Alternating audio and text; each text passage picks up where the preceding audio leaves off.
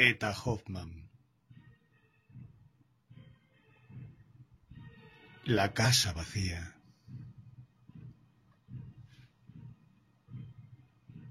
Ya sabéis, comenzó a decir Teodoro, que pasé el último verano en los numerosos amigos y conocidos que encontré allí, la vida amable y despreocupada, las numerosas manifestaciones artísticas y científicas, todo me retuvo. Nunca me sentía tan contento como cuando me entregaba por entero a mi pasión de vagabundear por las calles, deteniéndome para ver los grabados en cobre que exhibían en las puertas, deleitarme con los letreros y observando a las personas que salían a mi encuentro, con idea de hacerles un horóscopo. Pero no sólo me atraía irresistiblemente la riqueza de las obras de arte y el lujo, sino la contemplación de los magníficos y suntuosos edificios. La alameda ornada de construcciones semejantes que conduce a la puerta es el punto de reunión de un público dispuesto a gozar de la vida, ya que pertenece a la clase alta o acomodada.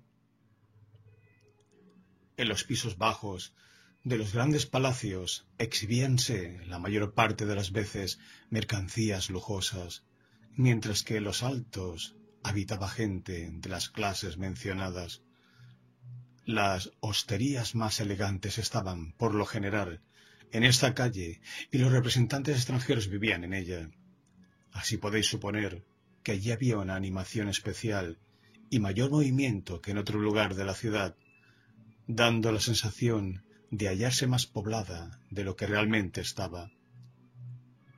El interés por vivir en aquel sitio hacía que muchos se conformasen con una pequeña vivienda, menor de lo que les correspondía, de suerte que muchas familias habitaban en una misma casa, como si ésta fuera una colmena. Con frecuencia paseaba yo por tal avenida, cuando un día, de pronto, me fijé en un paraje que difería de los demás de extraña manera. Imaginaos una casita baja, con 4 ventanas, en medio de 2 bellos y elevados edificios, cuyo primer piso apenas si se elevaba más que los bajos de las casas vecinas y cuyo techo, en mal estado de conservación, así como las ventanas, cubiertas en parte con papeles, y los muros descoloridos, daban muestra del total abandono en que la tenía su propietario.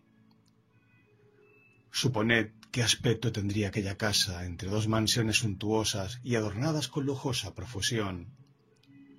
Permanecía delante contemplándola y observé al aproximarme que todas las ventanas estaban cerradas, que delante de la ventana del piso bajo se levantaba un muro y que la acostumbrada campanilla de la puerta cochera, así como la de la puerta principal, no existían, ni tan siquiera había un aldabón o llamador. Con el tiempo llegué al convencimiento de que la casa estaba deshabitada, ya que nunca, pasase a la hora que fuera, veía la menor huella de un ser humano.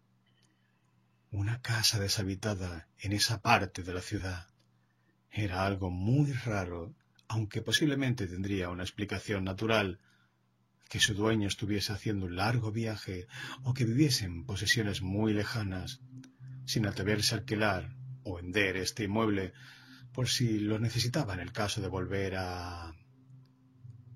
Eso pensaba yo, y sin saber cómo, me encontraba siempre paseando por delante de la casa vacía, al tiempo que permanecía no tanto sumergido en extraños pensamientos como enredado en ellos. Bien sabéis todos, queridos compañeros de mi alegre juventud, que siempre me considerasteis un visionario y que cuantas veces las extrañas apariencias de un mundo maravilloso entraban en mi vida, vosotros, con vuestra rígida razón, lo combatíais. Pues bien, ahora podéis poner las caras de desconfianza que queráis, pues he de confesaros que yo también a veces he sufrido engaños y que con la casa vacía parecía ir a ocurrir a algo semejante. Pero al final vendrá la moraleja que os dejará aniquilados. Escuchad, vamos al asunto. Un día, y precisamente a la hora en que el buen tono ordena pasear arriba y abajo por la Alameda, estaba yo, como de costumbre, absorto en mis pensamientos, contemplando la casa vacía. De pronto, noté sin mirar que alguien se había colocado a mi lado y me observaba fijamente. Era el conde R, en muchos puntos tan afín a mí. Y no me cabe la menor duda de que también estaba interesado en la casa misteriosa. Me sorprendió que, al comunicarle la extraña impresión que me había causado esa casa deshabitada en aquella parte tan frecuentada de la ciudad, sonriese irónicamente, si bien al punto me aclarase todo. El conde P había ido mucho más lejos que yo. Después de múltiples observaciones y combinaciones, había dado con la explicación de por qué se encontraba la casa en aquel estado, y precisamente la explicación estaba relacionada con una extraña historia que sólo la más viva fantasía del poeta podía haber imaginado. Voy ahora a referiros la historia del conde, que recuerdo con entera claridad, y, por lo que respecta a lo que me sucedió luego, me siento tan excitado todavía que os lo contaré después. Qué sorpresa fue la del conde al enterarse de que la casa vacía solo alojaba los hornos del confitero, cuyos lujosos escaparates atraían al viandante. Por eso las ventanas del bajo, donde estaban los hornos, permanecían tapiadas, y las habitaciones del primer piso, con las cortinas echadas para evitar el sol y los insectos, protegiendo así los artículos confitados. Cuando el conde me contó esto, sentí como si me hubieran arrojado un jarro de agua fría, o como si demonios enemigos hicieran burla de mis sueños poéticos. Pese a aquella explicación prosaica, siempre que desde entonces pasaba ante ella, no dejaba de mirar la casa deshabitada, y siempre que la miraba, sentí ligeros estremecimientos al imaginar toda clase de escenas extrañas. No me acostumbraba a la idea de la confitería, de los mazapanes, de los bombones, de las tartas, de las frutas escarchadas, etc. Una extraña combinación de ideas hacía que todo me sonase a secretos, simbolismos y que pareciese decirme: «No os asustéis, amigo mío. Somos dulces criaturas, pero de un momento a otro estallará un trueno». Entonces yo volví a pensar: ¿no eres acaso un loco, un iluso, que siempre tratas de convertir lo vulgar en algo maravilloso? ¿Tienen razón acaso tus amigos cuando te consideran un exaltado visionario? La casa no podía ser de otro modo, permanecía siempre igual. Llegó un momento en que, al habituarse mi vista a ella y a las ilusorias figuras que parecían reflejarse en las paredes, éstas poco a poco fueron desapareciendo. Sin embargo, una casualidad hizo que lo que parecía dormido volviese a despertar. El hecho de haber quedado todo, a pesar mío, reducido a algo prosaico, como podéis imaginar, no impedía que yo siguiese mirando la fabulosa casa conforme a mi manera de pensar, pues soy fiel caballero de lo maravilloso. Sucedió, pues, que un día en que, como de costumbre, paseaba por la Alameda a las 12, mi mirada se fue a detener en las ventanas cubiertas por cortinas de la casa vacía. Noté que la cortina de la última ventana, justamente junto a la tienda de la confitería, comenzaba a moverse. Dejáronse ver una mano y un brazo. Con mis gemelos de ópera pude observar claramente la bella mano femenina, de blancura resplandeciente, en cuyo dedo meñique refulgía con desusado destello un brillante, y desde cuyo brazo redondeado, de belleza exuberante, lanzaba sus destellos un rico brazalete. La mano colocó un frasco de cristal de extraña forma en el alféizar de la ventana y desapareció tras la cortina. Me quedé inmóvil. Una rara y agradable emoción recorrió mi interior, a la manera de un calor eléctrico. Fijamente permanecí mirando la ventana fatal, y de mi pecho se escapó un suspiro. Por último, sentí como si fuese a desmayarme, y poco rato después me encontré rodeado de gentes de todas clases que me observaban con semblante de curiosidad. Esto me disgustó, pero enseguida me di cuenta de que toda aquella muchedumbre no cesaba de comentar admirada que había caído desde un sexto piso un gorro de dormir sin que se le hubiese desgarrado ni una sola malla. Me alejé lentamente, mientras el demonio prosaico me susurraba con toda claridad al oído que la mujer del confitero, alajada como en un día de fiesta, se había asomado para dejar en la ventana un frasco de agua de rosa vacío. ¡Qué extraña ocurrencia! Pero, de pronto, tuve un pensamiento audaz. Regresé al instante a contemplar el escaparate de la confitería inmediato a la casa vacía, y entré. Mientras soplaba la espuma del hirviente chocolate que había pedido, comencé a decir: «En realidad, habéis ampliado mucho vuestro establecimiento». El confitero echó con presteza un par de bombones de colores en el cucurucho de papel y, dándoselos a la encantadora joven que los solicitaba, apoyó sus brazos en el mostrador, mirándome sonriente. Volví a repetirle que había hecho muy bien en colocar el horno en la casa contigua, aunque resultaba extraña y triste la casa vacía en medio de la animada fila de edificios. Señor», repuso el confitero, «¿quién le ha dicho que la casa de ahí al lado me pertenece? Han sido vanos todos mis intentos de adquirirla, aunque bien creo que esa casa posiblemente oculte un enigma». Ya podéis suponeros, amigos míos, en qué estado de excitación me dejó esta respuesta y que reiteradamente le supliqué que me dijese algo más de la casa. «Pues sí, señor mío», díjome, «en realidad no sé nada raro de la casa. Únicamente puedo aseguraros que pertenece a la condesa de S., que vive en sus posesiones y desde hace muchos años no viene a... Como entonces no se habían construido los magníficos edificios que existen ahora, según me han contado, la casa está en el mismo estado que antaño y nadie sabe nada de la completa decadencia en que se encuentra ahora. Solo 2 seres vivientes la habitan, un ancianísimo administrador muy huraño y un perro gruñón que a veces, en el patio de atrás, ladra a la luna.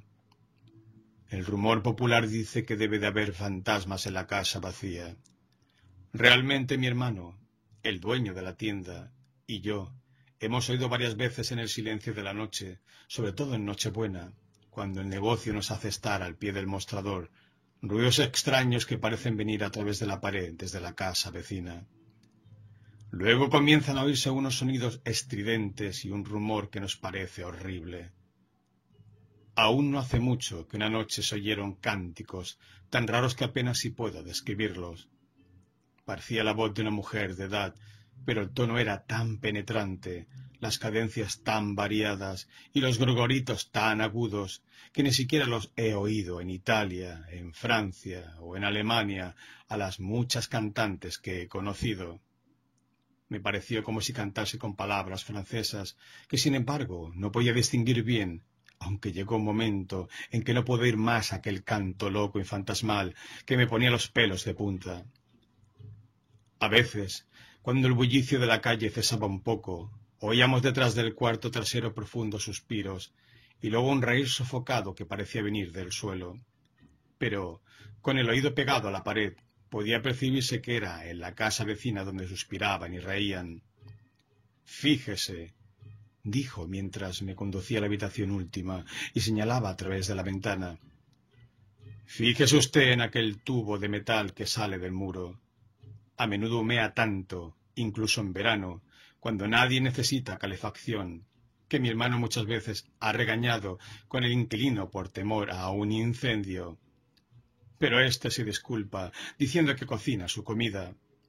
Ahora bien, lo que coma, eso solo Dios lo sabe, pues con frecuencia se propaga un olor muy especial, sobre todo cuando el tubo humea mucho».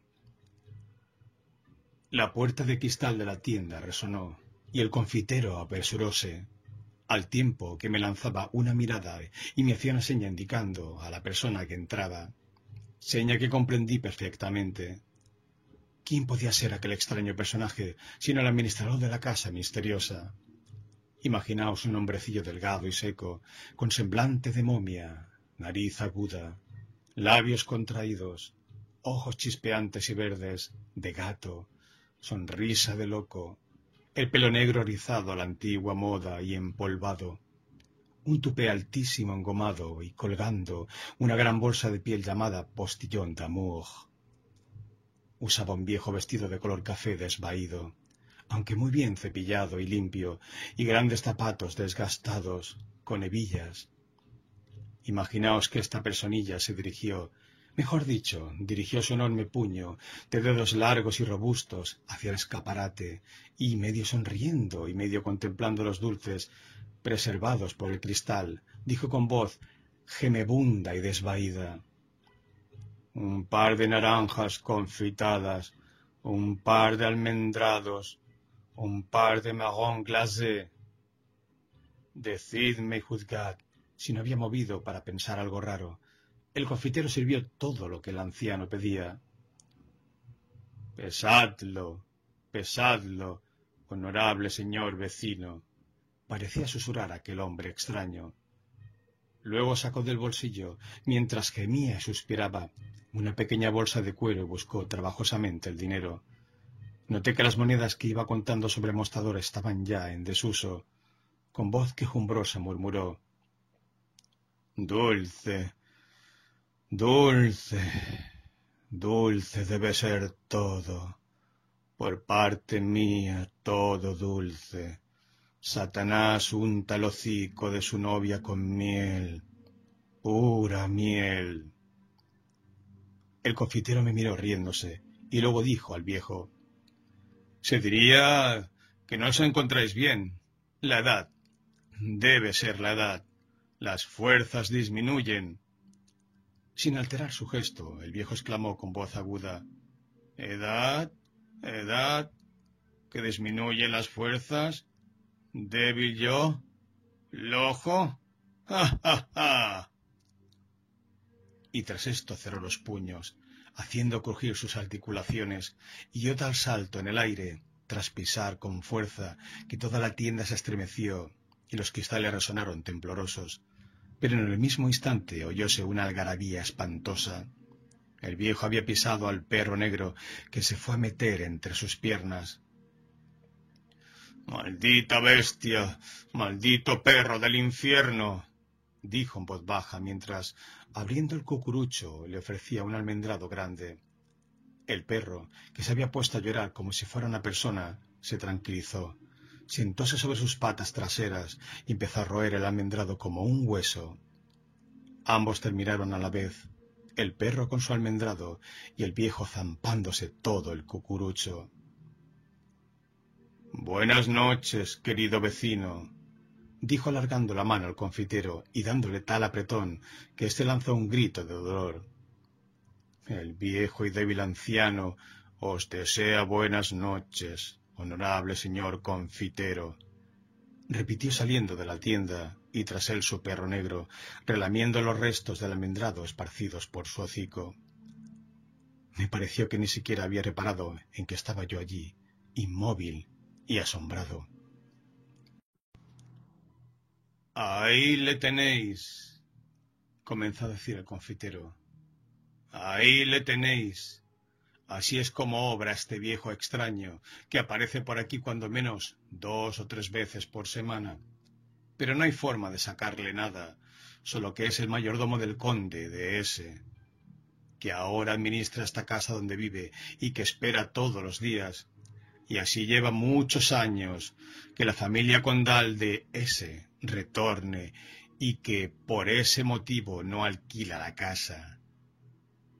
Mi hermano un día fue a su encuentro y le preguntó qué era ese ruido tan extraño que hacía a medianoche, pero él, muy tranquilo, respondió: «Si la gente dice que hay fantasmas en esta casa, no lo creáis, no es cierto». A todo esto sonó la hora en que el buen tono ordena visitar las confiterías. La puerta se abrió y una multitud elegante entró, de modo que ya no pude preguntar más. No cabía la menor duda de que las noticias del conde P acerca de la propiedad y el empleo de la casa eran falsas, que el viejo administrador, no obstante su negativa, no vivía solo, y que allí se ocultaba un secreto. ¿Tenía alguna relación el extraño y espantoso cántico con el bello brazo que se mostró en la ventana? Aquel brazo no correspondía, no podía tener relación alguna con el cuerpo de una mujer vieja. El cántico, sin embargo, conforme a la descripción del confitero, no provenía de la garganta de una muchacha. Además, recordé la humareda y el extraño olor de que me había hablado, así como el frasco de cristal visto por mí. Muy pronto se ofreció a mi mente la imagen de una criatura de bellos ojos, presa de poderes mágicos. Creí ver en el viejo un brujo fatal, un hechicero, que posiblemente no tenía relación alguna con la familia condal de S, y que, por cuenta propia, encontrábase en la casa abandonada haciendo de las suyas. Mi fantasía se puso a trabajar, y aquella misma noche, no solo en sueños, sino en el delirio que precede al dormir, vi claramente la mano con el brillante refulgente en el dedo y en el brazo ceñido por el rico brazalete. Un semblante bellísimo se me pareció entre la transparente niebla gris, semblante que tenía ojos azules, tristes y suplicantes, y luego la figura encantadora de una joven en la plenitud de su belleza. Muy pronto me di cuenta de que lo que tomaba por niebla era la humareda que se desprendía del frasco de cristal que tenía la figura entre sus manos y que subía en rizadas volutas hacia lo alto. ¡Oh, mágica visión! —exclamé extasiado. ¡Oh, mágica visión! ¿Dónde te encuentras? ¿Quién te ha encadenado? ¡Oh, cuánto amor y tristeza hay en tu mirada! Piense que la magia negra te tiene prisionera, que eres la desgraciada esclava de un demonio malicioso, vestido con ropas marrones que trastea por la confitería. Da saltos capaces de destruir todo, y pisa perros infernales que alimenta con almendrados, cuando a fuerza de aullidos han consumado sus evocaciones satánicas. Oh, ya lo sé todo. Bella y encantadora criatura, el diamante es el reflejo de tu brillo interior. Ah, si no lo hubieseis dado la sangre de tu corazón, ¿cómo iba a brillar así, con rayos tan multicolores y con tonos tan maravillosos que jamás ha podido ver un mortal? Sí, sé muy bien que el brazalete que ciñe tu brazo es una argolla de la cadena a que hacía referencia el hombre vestido de marrón, que es un eslabón magnético. No le hagas caso, hermosa mía. Ya veo cómo se suelta y cae la encendida retorta, desprendiendo llamas azuladas. Yo lo he echado y ya estás libre. ¿Acaso no sé todo? ¿Acaso no sé todo, amada mía? Pero escúchame, encantadora, abre tus labios y dime. En el mismo instante, un puño poderoso me empujó contra el frasco de cristal, que se rompió en 1000 pedazos, esparciéndose por el aire. Con un débil quejido de dolor, la encantadora figura desapareció en la oscura noche. Ah, veo por vuestra sonrisa que de nuevo me tomáis por un visionario, pero os aseguro que todo el sueño, si es que no queréis prescindir de este nombre, tenía el perfecto carácter de una visión. Como veo que continuáis sonriéndoos y negándoos a creerme de un modo prosaico, prefiero no decir nada, sino terminar de una vez. Apenas amaneció, corrí muy intranquilo y lleno de deseos hacia la alameda y me aposté frente a la casa vacía. Además de las cortinas interiores, había rejas. La calle estaba totalmente vacía. Acerquéme a la ventana del piso bajo y me puse a escuchar atentamente. Pero no oí nada. Todo estaba en un silencio sepulcral. Ya se hacía de día y comenzaba a animarse el comercio.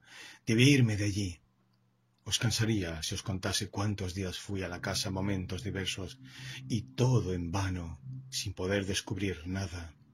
Y como todas mis investigaciones y observaciones, no me procuraron ninguna noticia. Así es que, finalmente, la bella imagen de la visión que había contemplado fue esfumándose. Mas he aquí que un día que volvía de dar un paseo por la tarde, a pasar por delante de la casa vacía, noté que la puerta estaba medio abierta. Entré. El hombre de traje marrón se asomó. Yo había tomado una resolución. Pregunté al viejo: ¿vive aquí Binder, el consejero de Hacienda? Al tiempo empujaba la puerta para entrar en un vestíbulo iluminado débilmente por la luz de una lámpara. El viejo me miró con su sonrisa permanente y dijo con voz lenta y gangosa: No, no vive aquí. Nunca ha vivido aquí. Nunca vivirá aquí. Y tampoco vive en toda la Alameda. Pero la gente dice que en esta casa hay fantasmas. Sin embargo, puedo asegurarle que no es cierto. Es una casa muy tranquila, muy bonita, y mañana vendrá la respetable condesa de S. Buenas noches, mi querido amigo. Apenas terminó de decir esto, el viejo se las ingenió para echarme de la casa y cerrar la puerta tras de mí. Oí cómo resonaba la llave de su llavero mientras subía las escaleras, carraspeando y tosiendo. Aquel escaso tiempo fue suficiente, sin embargo, para que viese que en el vestíbulo colgaban tapices antiguos de varios colores y que la sala estaba amueblada con sillones de damasco rojo, todo lo cual le daba un aspecto extraño. Nuevamente volvieron a despertarse en mi interior la fantasía y la aventura tras de haber entrado en la casa misteriosa. Imaginaos al día siguiente en qué estado volví a recorrer la Alameda al mediodía. Al dirigir la mirada involuntariamente hacia la casa vacía, observé que algo brillaba en el piso alto. Al acercarme vi que la persiana estaba levantada y la cortina medio corrida. ¡Oh, cielos! Apoyado en su brazo, el bello semblante de aquella visión mía me miraba suplicante. ¿Era posible permanecer quieto en medio de la muchedumbre? En aquel momento me fijé en el banco destinado a los viandantes, colocado precisamente ante la casa vacía, aunque de espaldas a la fachada. Con paso rápido caminé por la alameda y apoyándome sobre el respaldo del banco, pude contemplar si se molestado la ventana fatal. Sí, era ella, la encantadora y bella criatura. Los mismos rasgos, solo que su mirada incierta. No se dirigía a mí, según me pareció, sino más bien denotaba algo artificial, como muerto. Daba la engañosa impresión de pertenecer a un cuadro, impresión que hubiera sido completa de no haberse movido el brazo y la mano. Totalmente absorto en la contemplación del extraño ser que estaba asomado a la ventana y que me causaba tan rara exaltación, no oí la voz temblona de un vendedor ambulante italiano que inútilmente me ofrecía su mercancía. Como me tocase el brazo, volvíme con presteza y le reñí furioso. No me dejaba un instante con sus súplicas pedigüeñas. En todo el día no había ganado nada. Decía que le comprase un par de lápices o un paquete de mondadientes. Impaciente, para librarme a toda prisa de aquel pesado, metí la mano en el bolsillo en busca de mi bolsa mientras él me decía: «Aún tengo cosas más bonitas». Buscó en su caja y sacó un espejito que estaba en el fondo con otros cristales y me lo mostró de lejos. Volví a mirar la casa vacía, la ventana y los rasgos de aquel encantador y angelical semblante de la visión que se me había aparecido. Apresurado, compré el espejito que me permitió, sin necesidad de molestar al vecino, mirar hacia la ventana. Así es que, contemplando durante largo rato el rostro misterioso, me sucedió que experimenté un sentimiento rarísimo e indescriptible, como si estuviera soñando despierto.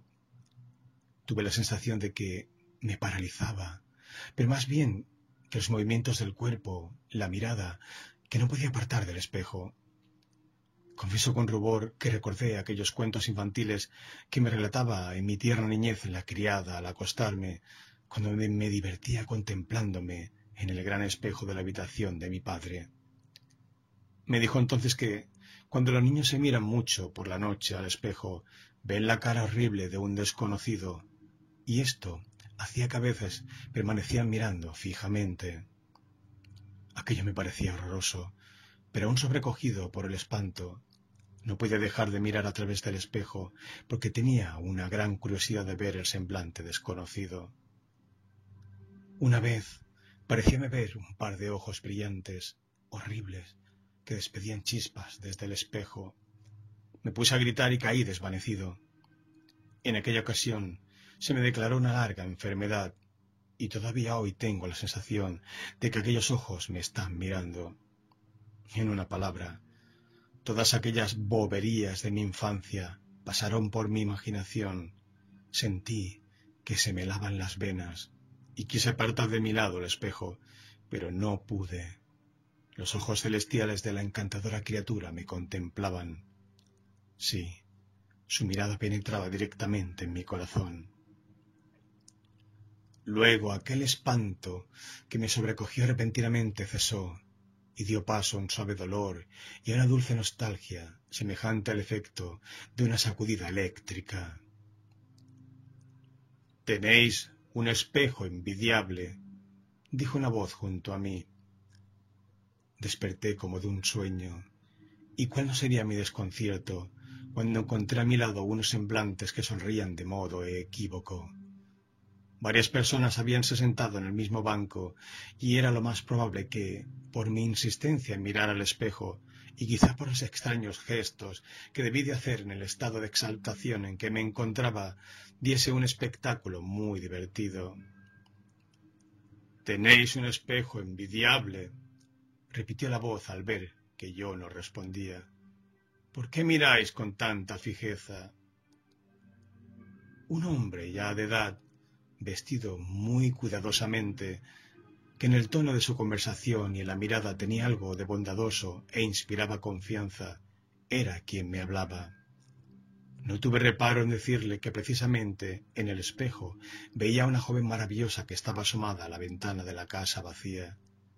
Fui más lejos aún. Pregunté al viejo si veía él también aquel maravilloso semblante. «¿Ahí, en aquella casa vieja? ¿En la última ventana?», me preguntó asombrado el viejo. «Ciertamente, ciertamente», repuse.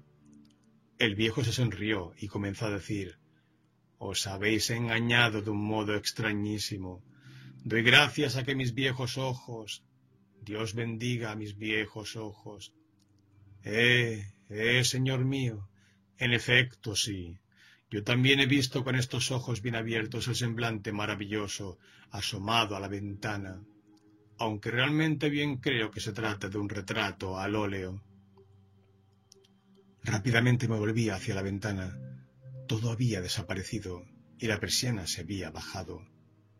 «Sí», continuó el viejo, «sí, señor mío. No es demasiado tarde para convencerse de que precisamente ahora el criado que vive ahí solo, como un castellano, en los cuarteles de la condesa de S, acaba de limpiar el polvo del cuadro, lo ha quitado de la ventana y bajó la persiana». «¿Así que era un cuadro?», pregunté totalmente desconcertado. «Confiad en mis ojos», repuso el viejo. «Al ver en el espejo solo el reflejo del cuadro, ha sido usted fácilmente engañado por la ilusión óptica. ¿Acaso yo, cuando tenía vuestra edad, gracias a mi fantasía, no era capaz de evocar la imagen de una bella joven y de darle vida?» «Pero la mano y el brazo se movían», insistí. «Sí, sí, se movían, todo se movía», dijo el viejo sonriendo y dándome un golpecito en el hombro. Luego levantóse y después de hacerme una reverencia se despidió con estas palabras: «Tened cuidado con estos espejos de bolsillo, que mienten tan engañosamente. Téngame por su más obediente servidor». Podéis imaginar cuál sería mi estado de ánimo cuando me vi tratado como si fuera un ser fantástico, necio y visionario. Quedé convencido de que el viejo tenía razón, de que toda aquella loca fantasmagoría había tenido lugar en mi interior, y que todo lo de la casa vacía, para vergüenza mía, solo era una mixtificación repelente. De muy mal humor y muy disgustado abandoné el banco, decidido a librarme de una vez para siempre del misterio de la casa vacía, o por lo menos dejar transcurrir unos días sin pasear por la Alameda ni por aquel sitio. Seguí tal propósito al pie de la letra. Pasaba las horas ocupado en los negocios de mi bufete, y al atardecer pasaba el rato en un círculo de alegres amigos, de tal modo que no volvieron a atormentarme aquellos secretos. Únicamente me sucedía algunas noches que me despertaba como si alguien me tocase, y entonces tenía la clara sensación de que sólo el ser misterioso que se me había aparecido al mirar la ventana de la casa vacía era la causa de mis sobresaltos.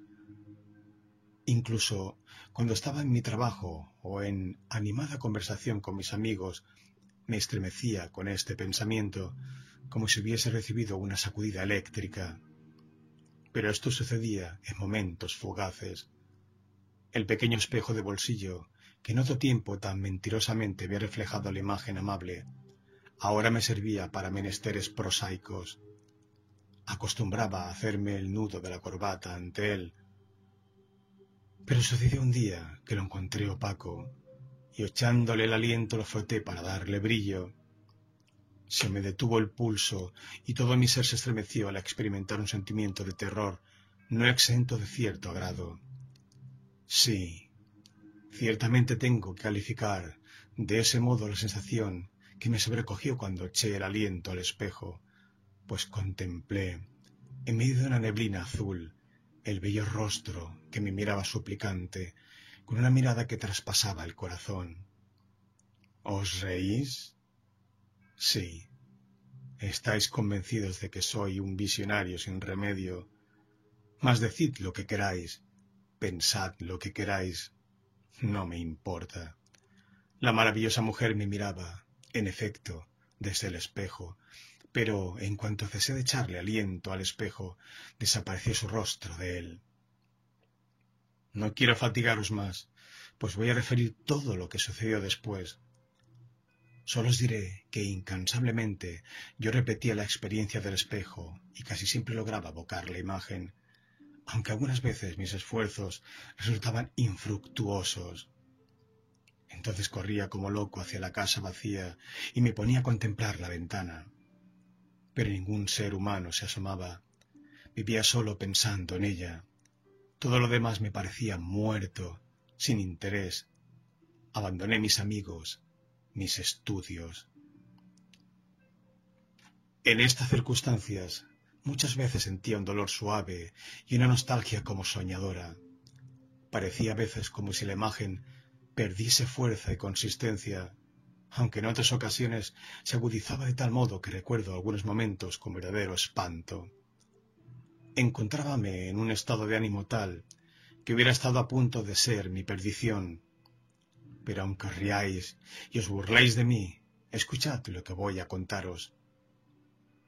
Como ya os dije, cuando aquella imagen palidecía, lo que sucedía muy a menudo, sentía un malestar muy grande. Entonces la figura hacía su aparición con una viveza tal, con un brillo tan grande, que me daba la sensación de poder tocarla, aunque realmente también tenía la horrible impresión de ser yo mismo la figura envuelta por la niebla que se reflejaba en el espejo. Aquel estado penoso terminaba siempre con un agudo dolor en el pecho y luego con una gran apatía que me dejaba presa de un total agotamiento. En los momentos en que fracasaba en mi intento del espejo, notaba que me quedaba sin fuerzas, pero cuando volvía a aparecer la imagen en él, no he de negar que experimentaba un extraño placer físico. Esta continua tensión ejercía sobre mí un influjo maligno. Con una palidez mortal y totalmente destrozado, andaba vacilante. Mis amigos me consideraban enfermo y sus continuas advertencias me obligaron a meditar seriamente acerca de mi estado.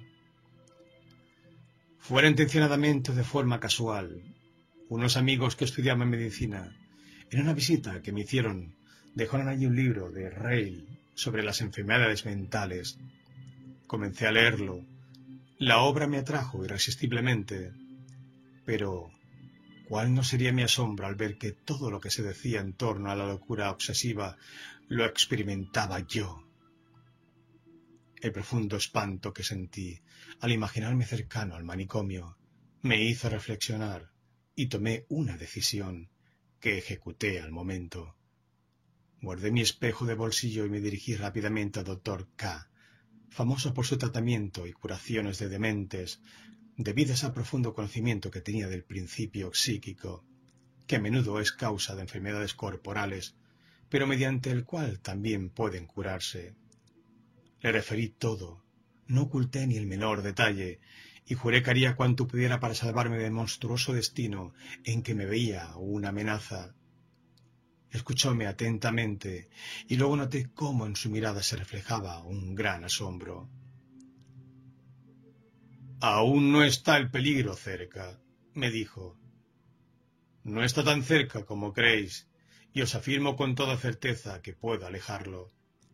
No hay la menor duda de que padecéis un mal psíquico, pero el mismo reconocimiento del ataque de un principio maligno os permite tener a mano el arma con que defenderos. Dejadme el espejo, dedicaos a algún trabajo que ocupe todas vuestras fuerzas, evitad la alameda, trabajad desde muy temprano todo lo que podáis resistir. Después de un buen paseo, reuníos con vuestros amigos, que hace tanto que no veis. Comed alimentos saludables, bebed buen vino. Como veis, trato de fortalecer vuestro cuerpo y de dirigir vuestro espíritu hacia otras cosas, para alejar de vos la idea fija, es decir, la aparición que os ofusca, ese semblante en la ventana de la casa vacía que veis reflejada en vuestro espejo. Seguid al pie de la letra mis prescripciones. Me resultaba difícil separarme del espejo. El médico, que ya lo había cogido, pareció notarlo. Echó su aliento sobre él y me preguntó mientras lo retenía: «¿Veis algo?» «Nada, ni la menor cosa», repuse, como realmente sucedía. «Echad vos el aliento», dijo el médico, mientras me lo devolvía. Así lo hice, y la imagen maravillosa apareció más claramente que nunca. «¡Aquí está!», exclamé en voz alta.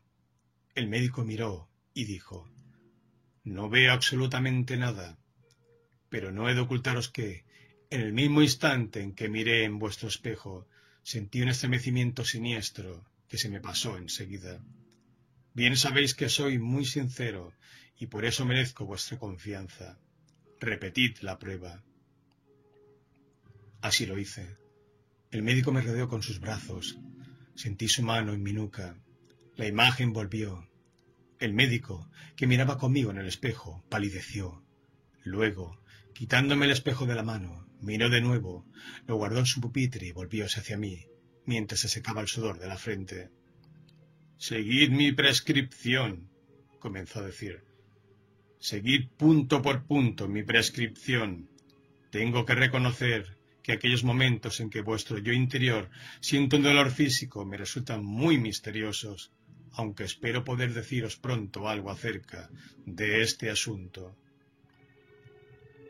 Seguí al pie de la letra los consejos del médico, por muy penoso que me resultara, y aunque pronto sentí la influencia beneficiosa de la dieta ordenada y de los diversos trabajos en que se ocupaba mi espíritu, sin embargo, no pude verme totalmente libre de aquellos horribles accesos que solían manifestarse al mediodía y, sobre todo, a las 12 de la noche. Incluso en medio de las más alegres reuniones, bebiendo y cantando, me sucedía como si atravesasen mi interior puñales incandescentes, y entonces eran inútiles todos los esfuerzos que hacía para resistir. Tenía que alejarme, pudiendo solamente volver a casa cuando retornaba de mi desvanecimiento. Sucedió, pues, que un día, Estando en una reunión nocturna en la que se hablaba de efectos e influencias, se trató también del oscuro y desconocido campo del magnetismo. Se hacía referencia preferentemente a la posible influencia de un lejanísimo principio psíquico y se pusieron muchos ejemplos. Sobre todo, un joven médico muy dado al magnetismo demostró que tanto él como otros muchos, mejor dicho, como todos los magnetizadores poderosos, podía obrar desde lejos mediante su pensamiento y voluntad sobre una sonámbula. Todo lo que habían dicho Kluge, Schubert, Bartels y otros podía demostrarse con pruebas. Me parece que lo más importante, terminó finalmente uno de los presentes, un conocido médico que estaba allí como atento observador. Lo más importante de todo es que el magnetismo parece encerrar muchos enigmas que por lo general no se consideran secretos en la vida diaria, sino simples experiencias. Así pues, tenemos que andar con pies de plomo. ¿Cómo es posible que suceda que, aparentemente, sin motivo alguno externo o interno, y rompiendo la cadena de los pensamientos, una determinada persona o simplemente la imagen fiel y viva de algún acontecimiento se apodere de nosotros de manera que nos quedemos asombrados? Lo más notable es lo que a menudo experimentamos en sueños. Toda la imagen del sueño se hunde en un negro abismo, y he aquí que de nuevo, independientemente de la imagen de aquel sueño, surge otra con poderosa vida, imagen que nos transporta a lejanas regiones y de pronto nos pone en relación con personas aparentemente desconocidas, en las que hacía ya muchos años no pensábamos. Sí, y todavía más. A menudo contemplamos personas desconocidas o que conocimos hace muchos años, como cuando decimos algunas veces, Dios mío, este hombre, esta mujer me resultan conocidos. Me parece haberlos visto ya en alguna parte. Es probable, aunque parezca mentira, que sea el recuerdo oscuro de un sueño. ¿Cómo podría explicarse esta súbita aparición de imágenes extrañas en medio de nuestras ideas, que suelen apoderarse de nosotros con una fuerza especial, si no fuese porque son motivadas por un principio psíquico? ¿Cómo sería posible ejercer influencia en un espíritu extraño en determinadas circunstancias y sin preparación alguna, de forma que podamos obrar sobre él como si estuviera muerto? Un paso más, añadió otro riéndose, y estamos en los embrujamientos, la magia, los espejos y las necias fantasías y supersticiones de los tiempos antiguos. Interrumpió el médico al escéptico. No hay ninguna época anticuada, y mucho menos puede considerarse necios a los tiempos pasados en que hubo hombres que pensaron, pues también tendríamos que considerar necia nuestra propia época.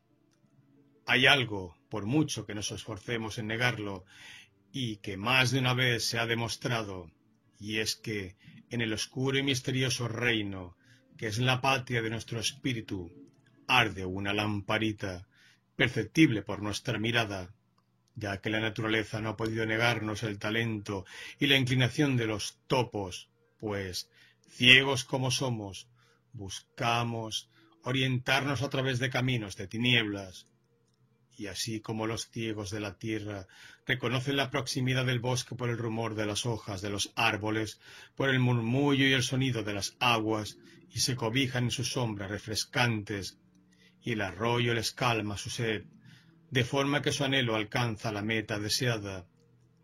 Del mismo modo presentimos nosotros, gracias al resonante batir de alas y el aliento espiritual de los seres, que nuestro peregrinaje nos conduce al manantial de la luz, ante la cual se abren nuestros ojos. No pude resistir más tiempo, y volviéndome hacia el médico le dije, considero, y no quiero entrar en más profundidades, considero posible no solo esta influencia, sino también otras, y creo en el estado magnético. Pueden realizarse operaciones gracias al principio psíquico. Asimismo, continué, Creo que existen fuerzas demoníacas enemigas que pueden ejercer su poder maléfico sobre nosotros. Serán partículas malignas de espíritus caídos, repuso el médico riéndose. No, no debemos admitir esto, y sobre todo les suplico que no tomen estas insinuaciones mías sino como simples sugerencias, a las que voy a añadir que no creo en un indiscutible dominio de un principio espiritual sobre otro, sino más bien tengo que admitir que todo sucede a causa de una debilidad de la voluntad, cambio o dependencia que permite este dominio.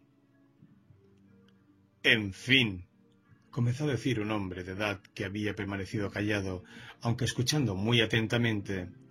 En fin, estoy de acuerdo con vuestras extrañas ideas acerca de los misterios impenetrables con los que tratamos de familiarizarnos. Si existen misteriosas riquezas activas que se ciernen sobre nosotros amenazadoramente, tiene que existir alguna anormalidad en nuestro organismo espiritual que nos robe fuerza y valor para resistir victoriosamente.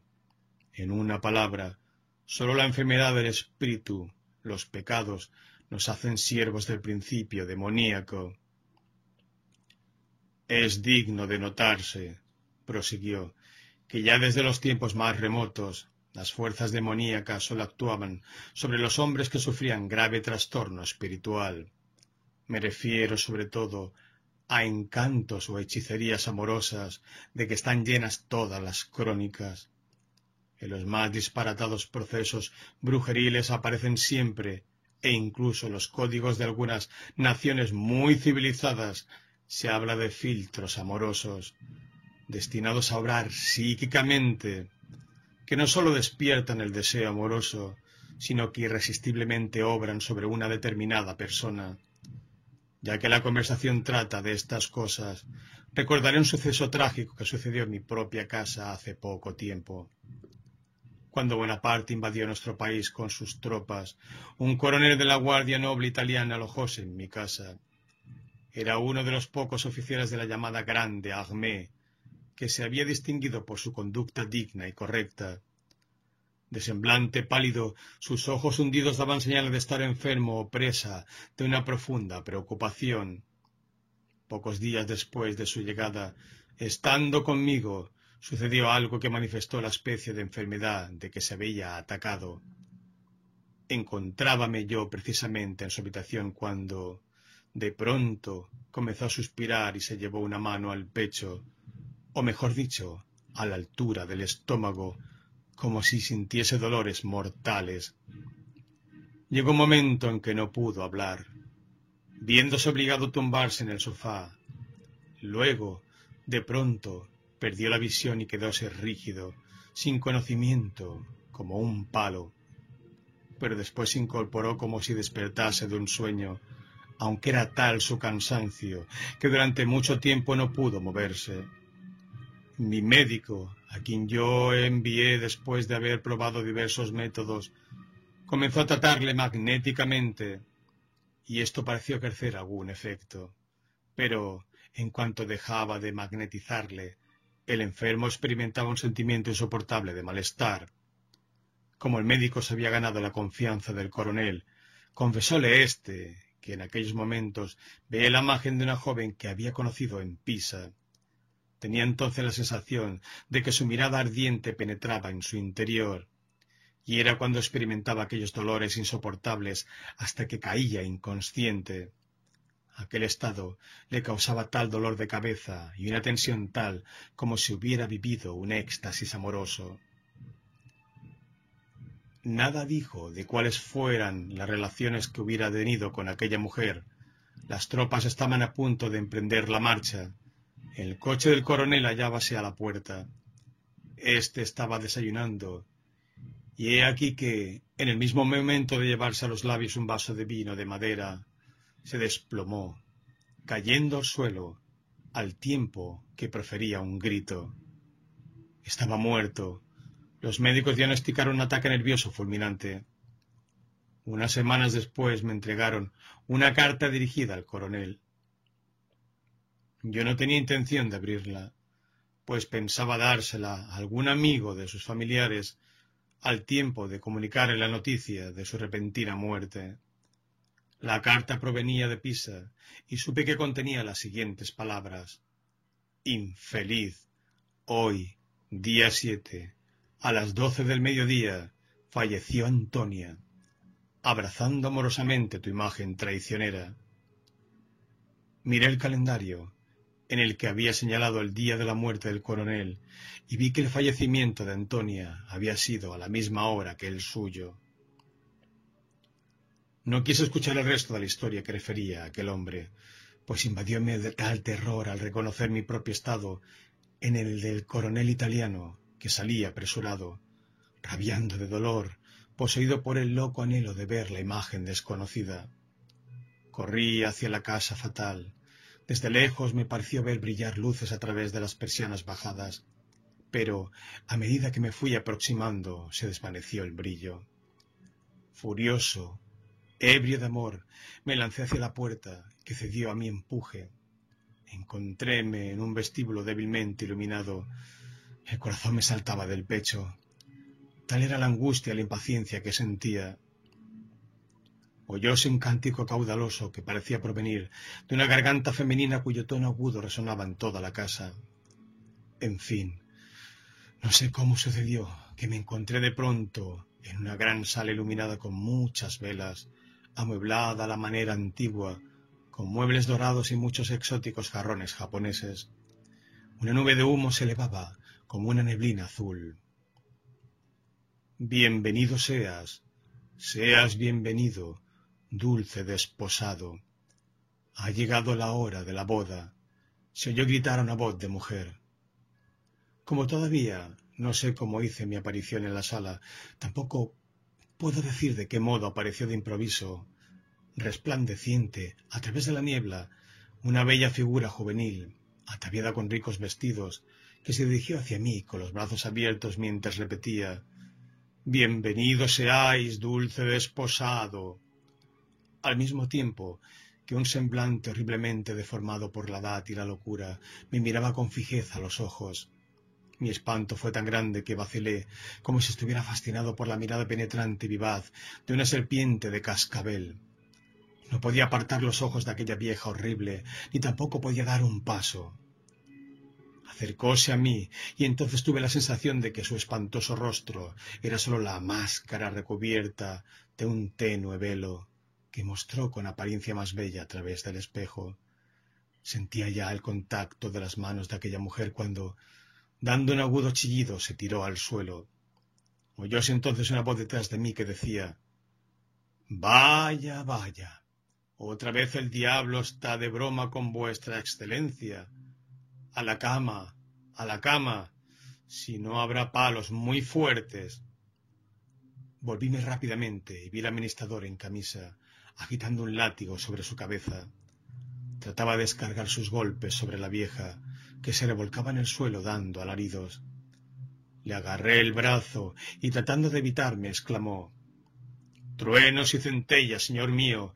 Satanás hubiera estado a punto de matarla de no haber aparecido yo a tiempo. Largo, largo de aquí». Salí de la sala y en vano traté de encontrar la puerta de la calle en la oscuridad. Desde allí escuché los latigazos y los gritos y gemidos de la vieja. Empecé a pedir auxilio a gritos, pero noté que el suelo se hundía bajo mis pies y caí escaleras abajo, yendo al fin a dar contra una puerta, de tal modo que ésta se abrió y fui rodando a parar a un cuartito. Cuando vi la cama, en la que había huellas de haber sido abandonada recientemente, y observé la levita color marrón que estaba colgada en una silla, reconocí al instante la casaca del viejo administrador. Pocos instantes después se oyeron pasos por la escalera, y éste descendió y vino a ponerse a mis pies. «Por todos los santos», suplicóme con las manos unidas, «por todos los santos, no sé quién sois y cómo la vieja bruja ha podido atraeros, pero ruego que calléis, que no digáis nada de lo que aquí ha sucedido. De lo contrario, me quedaré sin empleo y sin pan. Su excelencia, la loca, ya ha recibido su castigo y se encuentra atada a la cama. Dormid bien, honorable señor, con toda tranquilidad. Sí, que podáis dormir bien. Es una noche de julio muy agradable y calurosa, y aunque no hay luna, el resplandor de las estrellas os alumbrará. Así es que, muy buenas noches. Apenas terminó su discurso, el viejo se levantó y cogiendo una luz me empujó fuera del subterráneo y haciéndome cruzar la puerta la cerró. Me encaminé hacia mi casa completamente desconcertado y ya podéis imaginar que, sin dejar de pensar en el horrible secreto, ni poder de un momento establecer la menor relación entre aquellas cosas y lo sucedido al primer día, solo estaba seguro de algo, de que estaba ya libre del poder maligno que me había retenido durante tanto tiempo. Todo el doloroso anhelo que había sentido por causa de la encantadora imagen había desaparecido, pues súbitamente con aquella visita había tenido la sensación de entrar en un manicomio. No me cabía la menor duda de que el administrador era el guardián tiránico de una mujer loca, de noble cuna, cuyo estado quizá quisiera ocultarse al mundo. Pero lo que no se explicaba era el espejo, aquel semblante encantador. En fin, sigamos. Pasado algún tiempo, asistí a una reunión muy concurrida del conde P. y éste, llevándome a un rincón, me dijo sonriendo: ¿Sabéis que ya se empieza a descifrar el secreto de nuestra casa vacía? Intenté escuchar lo que el conde trataba de referir, pero como en aquel momento se abrieron las puertas del comedor, nos encaminamos a la mesa. Totalmente ensimismado, pensando en los secretos que el conde iba a revelarme, ofrecí el brazo a una joven dama y mecánicamente seguí el rígido ceremonial de la fila. La conduje al puesto que nos ofrecían y al contemplarla vi los mismos rasgos que la imagen del espejo, y eran tan exactos que no cabía engaño. Ya podéis imaginaros que me estremecí, pero también puedo asegurar que no hubo entonces la menor resonancia de aquella loca y fatídica pasión que se apoderaba de mí cada vez que veía en el espejo la imagen de aquella mujer. Mi sorpresa, aún más, mi espanto, debió reflejarse en mis ojos, pues la joven me miró asombrada, de tal modo que consideré necesario sobreponerme, y con toda la serenidad de que era capaz, la expliqué que tenía la sensación de haberla vista en alguna parte. La breve explicación que me dio era que esto no era posible, pues ayer por primera vez había venido a... Lo que realmente me desconcertó. Enmudecí. Solo la mirada angelical que me lanzaron los bellos ojos de la joven me reanimó. Bien sabéis cómo en estas ocasiones las antenas espirituales se tienden y palpan suavemente, hasta que se vuelve a captar el tono. Así lo hice, y muy pronto hallé que aquella encantadora criatura tenía cierta sensibilidad enfermiza. Cuando yo salpicaba la conversación con alguna palabra atrevida y rara para darle sabor, noté que sonreía, aunque su sonrisa era dolorosa. ¿No estáis alegre, amiga mía? Quizá haya sido la visita de esta mañana. Esto dijo un oficial, no lejos de nosotros, a mi dama, pero en el mismo instante su vecino le cogió del brazo y le dijo algo al oído, en tanto que una señora, al otro lado de la mesa, con las mejillas encendidas y la mirada refulgente, se puso a hablar en voz alta de la magnífica ópera que había visto representar en París y a compararla con las actuales. A mi vecina se le saltaron las lágrimas. «Soy tonta», dijo volviéndose hacia mí. Como antes habíase quejado de jaqueca, le dije: «Esto es el resultado de su dolor de cabeza, y lo mejor para estar alegre es la espuma que rebosa esta bebida poética». Al decir estas palabras, serví champaña en su copa. Me rehusó al principio, aunque luego probó, y con su mirada agradeció la alusión a sus lágrimas, que no podía ocultar. Pareció alegrarse un poco, y todo hubiera ido bien si yo, inesperadamente, no hubiese tropezado en un vaso inglés que resonó con un sonido estridente y agudísimo. Mi vecina palideció mortalmente, incluso a mí mismo me sobrecogió un espanto repentino. porque el sonido de la copa era igual a la voz de la vieja loca de la casa vacía. Cuando nos dirigíamos a tomar café, tuve ocasión de acercarme al conde P. Él se dio cuenta enseguida del motivo. ¿Sabéis que vuestra vecina es la condesa Edmunda de S?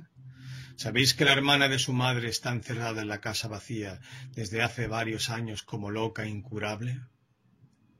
Hoy por la mañana, ambas, madre e hija, estuvieron a ver a la desdichada. El viejo administrador, el único que era capaz de dominar los tremendos ataques de la condesa y que había tomado sobre sus hombros esta responsabilidad, ha fallecido, y se dice que la hermana, por fin, ha sido confiada en secreto al doctor K., que buscará remedios extremos, sino para curarla totalmente, al menos para librarla de los horribles ataques de locura furiosa que padece de vez en cuando. No sé más por ahora. Como algunos se acercaran, interrumpió la conversación. El doctor K. era precisamente la única persona a la que yo había comunicado mi extraña situación. Así es que podéis suponeros que, en cuanto pude, me apresuré a verle y a referirle punto por punto todo lo que me había sucedido desde la última vez que le vi. Le supliqué que, para tranquilidad mía, me contase todo lo que supiese acerca de la vieja loca, y no tardó lo más mínimo. Después que le prometí guardar el secreto, en confiarme lo siguiente. Angélica, condesa de Z. Así comenzó el doctor. No obstante, estar bordeando los 30 años, se encontraba en la plenitud de su singular belleza, cuando he aquí que el conde de S., más joven que ella, tuvo ocasión de verla en la corte de...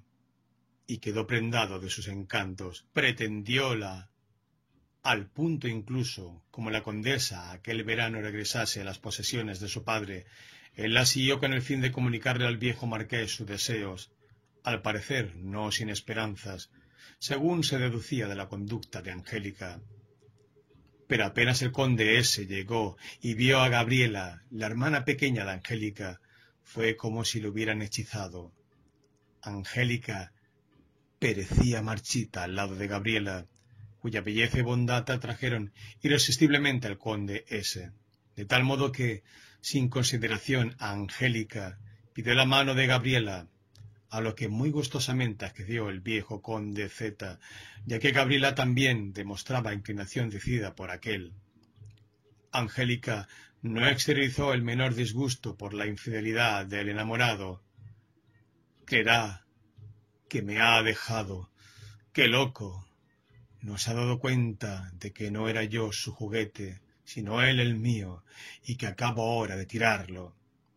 Así hablaba con orgullosa burla, y en realidad todo su ser daba muestras de que era verdadero el desprecio que mostraba por el infiel. Bien es verdad que mientras el lazo entre Gabriela y el conde de S. fue estrechándose, vióse muy pocas veces con Angélica. Esta no aparecía en la mesa y decíase que vagaba solitaria por los bosques próximos que había escogido para sus paseos. Un extraño suceso vino a interrumpir la monotonía que reinaba en el palacio. Sucedió que los cazadores del conde de Z, con ayuda de un grupo de campesinos, habían logrado, por fin, capturar a una banda de gitanos, a los que se culpaba de todos los incendios y robos que desde hacía poco asolaban la región. Trajeron a todos los hombres encadenados en una larga cadena y un carro lleno de mujeres y niños, y los dejaron en el patio del palacio. Algunos, de rostros obstinados y ojos de mirada salvaje y brillante, como la del tigre apresado, miraban con atrevimiento y denotaban quiénes eran los ladrones y los criminales. Sobre todo, llamaba la atención una mujer muy delgada, con aspecto espantoso, cubierta con un chal encarnado de la cabeza a los pies, que, subida al carro, gritaba con voz de mando que la dejasen bajar, sucediese lo que sucediese. El conde de Z bajó al patio del palacio y ordenó que fuesen encarcelados individualmente en los calabozos del palacio. Pero he aquí que, mientras decía esto, hizo su aparición la condesa Angélica, desmelenada, con el terror y el espanto reflejados en su semblante, y poniéndose de rodillas, gritó con voz estridente: «¡Deja libres a esta gente! ¡Déjalos libres! ¡Son inocentes! ¡Son inocentes! Padre, libértales. Si derramáis una sola gota de su sangre, me clavaré este cuchillo en el pecho». No bien acabó de decir esto, la condesa blandió un cuchillo en el aire y cayó desmayada. «Muñequita mía, tesoro mío, ya sabía yo que no lo permitirías», dijo la vieja vestida de rojo. Luego se arrodilló junto a la condesa y cubrió su rostro de besos nauseabundos, en tanto que murmuraba: hijita linda, despierta, despierta, que viene el novio. Que viene el lindo novio». Al mismo tiempo, la vieja sacó una redoma con un pececillo dorado que se agitaba en una especie de alcohol plateado. Colocó la redoma sobre el corazón de la condesa y al instante ella se despertó. Pero apenas vio a la gitana, se incorporó de un salto y, abrazándola con ardor, apresuróse a entrar en palacio en su compañía. El conde de Zeta, Gabriela y su novio, que habían contemplado la escena, permanecían inmóviles, como si se hubiera apoderado de ellos un terrible espanto. Los gitanos seguían indiferentes y tranquilos.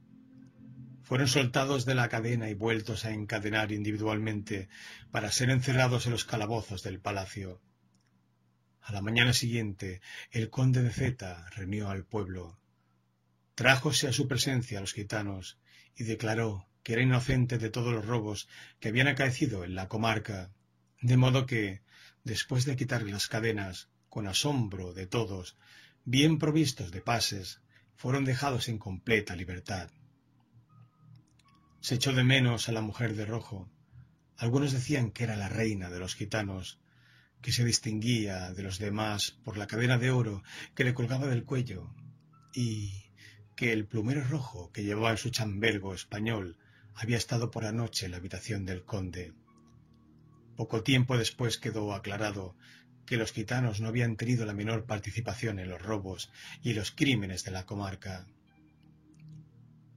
Estaba ya próxima la boda de Gabriela. Un día ésta vio con asombro que se preparaba una mudanza en varios carros que llevaban muebles, baúles con trajes, ropa, en una palabra, todo lo que denota un traslado. A la mañana siguiente se enteró de que Angélica, en compañía de la ayuda de cámara del conde S. y de una mujer vestida de modo semejante a la gitana de rojo, había emprendido viaje aquella misma noche.